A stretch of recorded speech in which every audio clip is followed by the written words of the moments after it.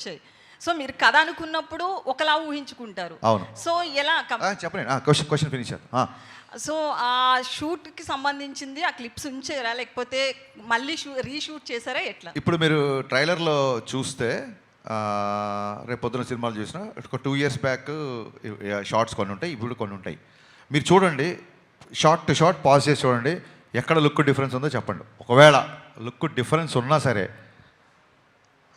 కొంచెం దాన్ని ఏమంటారు, అక్కడ పవన్ కళ్యాణ్ కనపడతారు, ఇక్కడ పవన్ కళ్యాణ్ కనపడతారు. అదేంటి 2 years బ్యాక్ పవన్ కళ్యాణ్ ఇప్పుడు హీరో మారిపోయాడు ఏంటి అనేంత లుక్ అయితే ఉండదు. లెటస్సే లుక్ మారింది అని ఆడియన్స్ కూడా అర్థమైంది అనుకోండి. మా వాళ్ళు అందరూ ఎలా ఉంటారంటే, మరి అంతే కదా, ఆయన బిజీగా ఉన్నారు కదా, ఎలక్షన్ ముందు స్టార్ట్ చేశారు, మారితే లుక్ మారుద్ది అనుకుంటారు. వాళ్ళు కూడా అడ్జస్ట్ అయిపోతారు. ఓకే, అయితే తమన్ గారికి చెప్పండి. సేమ్ థింగ్, మీరు లుక్ ఐడెంటిఫై చేయలేరు మీరు ట్రైలర్లో చూడండి. ఎందుకంటే మీ షార్ట్ ఫర్ 10 days మీరు చూసి ఆ 10 days ఏదని మీ డిఫరెన్స్ లేదు. ఎందుకంటే చాలా నెగ్లిజిబుల్ డిఫరెన్స్ లేదు. ఆయన అట్లాగే ట్రాన్స్ఫార్మ్ అయ్యి వచ్చారు మళ్ళీ షూట్కి. హరీష్ గారు, అయితే తమన్ గారికి దేవిశ్రీ ప్రసాద్ గారికి సంథింగ్ ఏదో ఇష్యూ ఉండి ప్రీ రిలీజ్కి రాలేదు, ఇట్లా చాలా టాక్ నడుస్తుంది కదా? లేదు, ఏ ఇష్యూ లేదు. కళాసుధ అవార్డ్స్ అదే రోజు ఉన్నాయి. పిబి శ్రీనివాస్ గారు అని ఘంటసాల సమకాలీనికులు, పిబి శ్రీనివాస్ గారు అని చాలా గొప్ప సింగర్.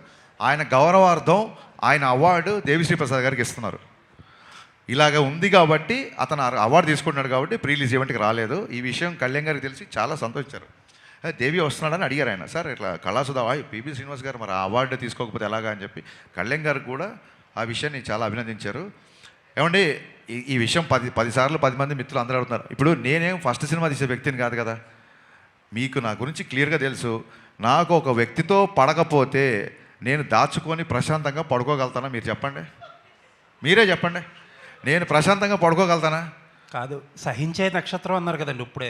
అది ఈ మధ్య నేర్చుకోవాల్సి వచ్చింది. చూడండి, పోకిర్లో సత్యం రాజేష్ డైలాగ్ ఉంటుంది, అప్పుడప్పుడు ఫ్రెండ్షిప్లో 50,000 అప్పివ్వాల్సి వస్తుంది. అలాగా అంటే మెచ్యూరిటీ అనేది టైంని బట్టి వస్తుంది కదండి. దాంతో కొంచెం సహించడం కూడా ప్రాక్టీస్ చేసిన. అలాగే శ్రమించడం ఎలాగ ఉంది కదా అని. ఇంకోటి, సహించే రైమింగ్లో ఉన్నాయి కానీ సహించడం అనేది ఉంటుందంటారా? హరీష్ గారు